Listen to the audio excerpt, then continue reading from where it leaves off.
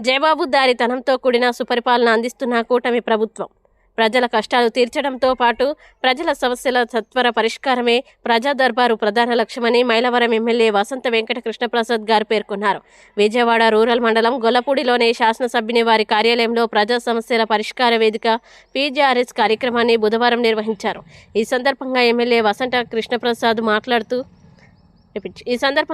వసంత కృష్ణప్రసాద్ గారు స్వయంగా ప్రజల నుంచి అర్జీలు స్వీకరించి వాటి తక్షణ పరిష్కారానికి అధికారులకి అక్కడికక్కడే ఆదేశాలు ఇచ్చారు. ఇళ్ల స్థలాల క్రమబద్ధీకరణ, రైసు కార్డులు, ఉపాధి పెన్షన్లు, దివ్యాంగుల సర్టిఫికెట్లు మంజూరీ తదితరాలతో పాటు వివిధ రెవెన్యూ సేవలకి సంబంధించి అర్జీలు వచ్చాయి.